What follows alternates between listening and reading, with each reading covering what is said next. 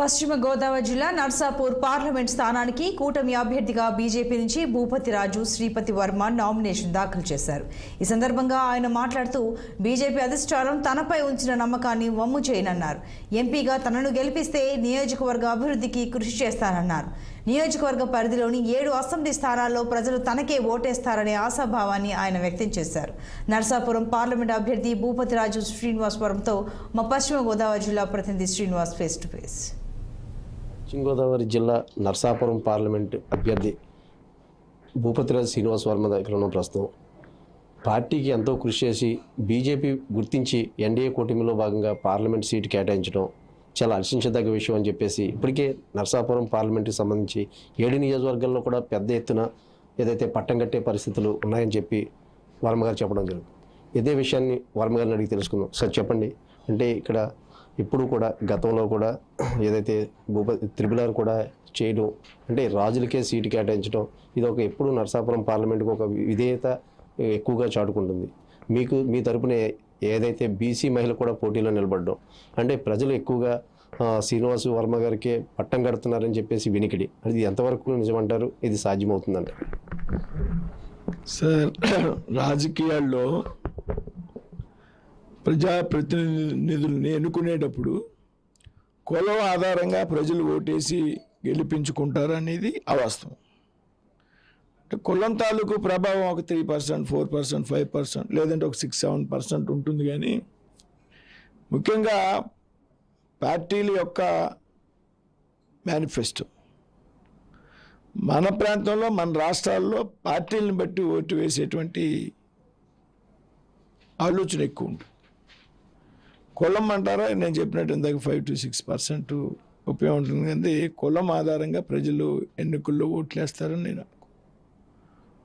అది బీసీ అయినా, బీసీలో చాలా క్యాస్ట్లు ఉన్నాయి, ఇంకో రాజు అయినా, కాపు అయినా, క్షత్రియ అంటే ఇది ట్రెడిషనల్గా రాష్ట్రంలో ఇంకెక్కడ రాజులకి ఇవ్వడానికి పెద్ద అవకాశం లేదు. కాబట్టి ట్రెడిషనల్గా క్షత్రియ సీటు కాబట్టి ఇక్కడ సీటు ఇవ్వడం జరిగింది. కానీ నాకు సీటు కులం ఆధారంగా రాలే.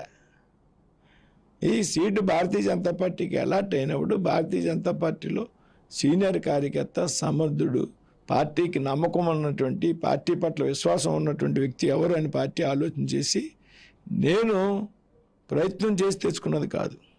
ఒక రకంగా చెప్పాలంటే నేను నరేంద్ర మోడీ గారు వదిలినటువంటి బాణాన్ని, ఆయన స్వయంగా అమిత్ షా గారు 11 మంది ఉన్నటువంటి పార్లమెంటరీ పార్టీ బోర్డులో ఆయన స్వయంగా అమిత్ షా గారితో మాట్లాడి ఇంక నో మోర్ డిస్కషన్స్, శ్రీనివాసవరం పేరు ఫైనల్ చేయండి, పార్టీ మనిషి, నమ్మదగ్గ వ్యక్తి అని ఆయన ఎప్పుడైతే నాకు చెప్పారో నేను ఆయన పార్టీ ఏదైతే చెప్పిందో అది చేయడమే నా పని. అది కష్టమైనా, నష్టమైనా, లాభమైనా, తలకిందులు అయిపోయినా సరే పార్టీ చేయడం అనేది వ్యక్తిగతంగా నాకు నష్టమైనా కానీ పార్టీ చెప్పించేస్తాను నేను నా పార్టీలో. ఆ విధంగా నేను ప్రజల్లోకి వచ్చా. మోడీ గారి ఆశీస్సులతో, పార్టీ నాయకత్వం ఒక ఆశీస్సులతో, జిల్లాలో నుండి మా స్నేహితులు, పార్టీ కార్యకర్తలు, సీనియర్ నాయకులు అందరూ ఉన్నారు. వాళ్ళందరూ పాకా సత్యనారాయణ గారు ముఖ్యంగా, ఆయన కూడా చాలా సీనియర్ పార్టీలు, ఆయన కూడా నన్ను సంప్రదించడం జరిగింది. ఆయన కూడా మంచిగా అదే సామాజిక వర్గానికి, ఇప్పుడు మీరు ఏదైతే మాట్లాడారో అదే సామాజిక వర్గానికి చెందినట్టు ఇవాళ నా క్యాంపెయినింగ్లో ఆ సామాజిక వర్గానికి చెందినటువంటి వ్యక్తులు, మిత్రులు, కార్యకర్తలు, ఆ తెలుగుదేశం కావచ్చు, జనసేన కావచ్చు, బీజేపీ చాలామంది ఉన్నారు. ఏదైనప్పటికైనా మళ్ళీ పార్లమెంట్ అభ్యర్థిగా గెలిచిన వెంటనే కూడా నర్సాపురమే కాదు, ఇక్కడ ఏదైతే ఆంధ్రప్రదేశ్లో ఏదైనా పెద్ద ప్రాజెక్టులు ఉన్నా కూడా వెంటనే నరేంద్ర మోడీతో మాట్లాడి దాన్ని వెంటనే సంకల్పం చేసే దిశగా కూడా అడుగులు వేస్తాను.